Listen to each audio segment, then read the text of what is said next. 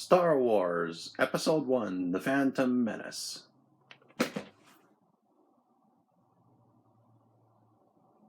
I'm starting my movie reviews on this channel, and I thought, what better movie to start with than a controversial one? A controversial movie? Yes.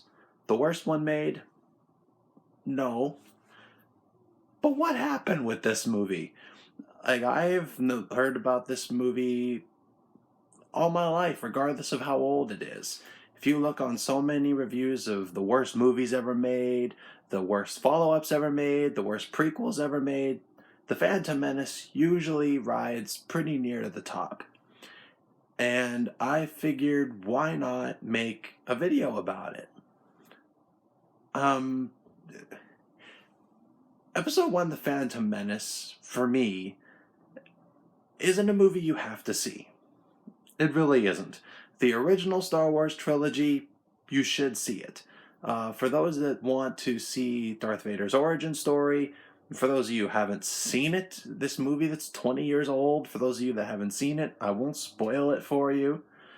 But Episode 1, The Phantom Menace, isn't a horrible movie. It's just a poorly executed movie. Liam Neeson plays Qui-Gon Jinn, and he is the Jedi Master that trains Obi-Wan Kenobi. And their relationship is one of the more likable things in the movie. Yoda's first appearance, he seems a little bit out of place. Samuel L. Jackson, in one of his more notable roles that I was aware of growing up, the first movie I saw him in was The Avengers. So I did not know much about Samuel L. Jackson until, about 6-7 years ago. That's about how long ago I first saw this movie. I saw it as a teenager, and it came along at the perfect time for me in my life. I was really into Star Wars. I had books, I had action figures, I had all kinds of things for it.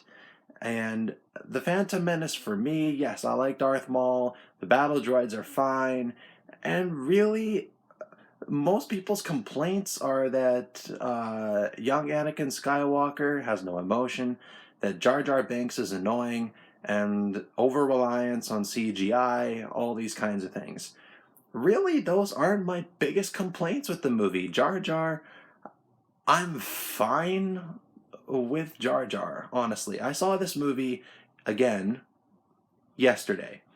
And I hadn't seen it for probably a couple of years. I saw it yesterday, and yes, it's dated. It does not hold up, and the quality of the CGI is dated. But it's just a movie. And if you go into it with that in mind, you'll like it a bit better.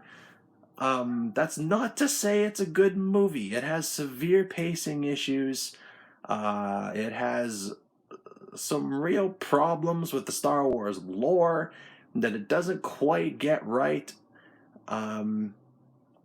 It just wasn't done well. But it's not a terrible movie. I find it really hard to talk about this movie, and I guess that's why I chose to. This movie explores a lot more of the Star Wars universe. It's the first movie in the saga, so I am fine with a lot of exposition. It has a lot of things to explain, it has a lot of things to set up. At this point, George Lucas was setting up a trilogy to explain the rise of Darth Vader, so I understand that he needed to take his time. So to see Anakin as a little boy growing up, that was fine. Honestly, how many boys Anakin's age in the movie do you see that are full of emotion, put emphasis on their sentences, and know when to convey how they actually feel? They don't know who they are. They haven't matured yet. So it's perfectly fine that Jake Lloyd, who played Anakin Skywalker, it is fine that he didn't have a wide range of emotion because he wasn't maturing yet. And much like his character, he didn't know who he wanted to be yet. Anakin was still discovering himself. Obi-Wan, Ewan McGregor, he did a great job as Obi-Wan. I think they got the perfect person to play Obi-Wan Kenobi in the prequels. Perfect.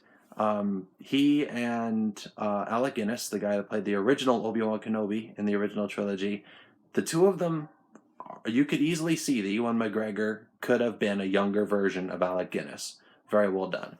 Liam Neeson, I loved his role. When I first saw the movie, I loved Qui-Gon, and I remember being saddened when I was a kid seeing Qui-Gon die. But, that's the way the movie is. Darth Maul, he has the fewest lines in the movie, and he seems to be the character that people like the most. Even people that hate The Phantom Menace, most of them agree that Darth Maul was a good thing. And, all the books and video games and things that expand on his story and his lore, because people wanted more of him, show that he was a good part. I am fine with the movie. It is deeply flawed. It's the CG is dated. The dialogue is not well executed. The Gungans are annoying. Jar Jar is annoying, but that's the way he was meant to be. Jar Jar, I've come to the mentality over my brief life and the amount of times I've seen the movie, I have come to the conclusion that George Lucas created Jar Jar sincerely with the intention to make toys. Because Star Wars was big at that time, and the amount of hype that went into that movie was insane.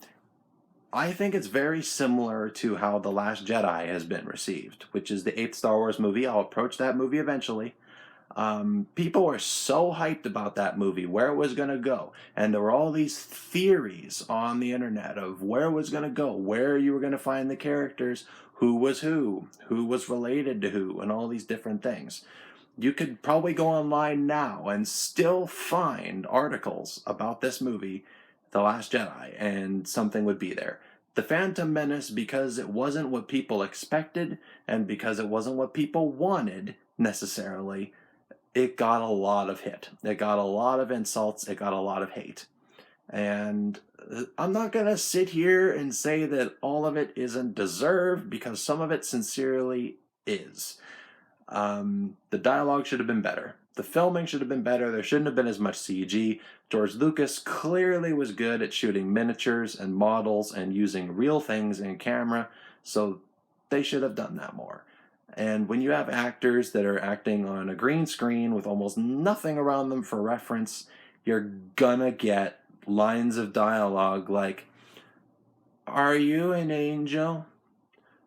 "Quiet your feelings, Obi-Wan. Focus on the present." "But Master, Yoda told me to be mindful of my thoughts." I might not have the dialogue correct, but it's like that throughout the whole movie. And you're gonna get performances like that if there isn't anything for the actors to play off of. But this movie, I don't hate it. I don't love it. For Star Wars fans, it is very divisive. For me, the movie gets probably about a 6.5 out of 10. It's a movie I can sit and I can watch, and I can pick out things that I like in it.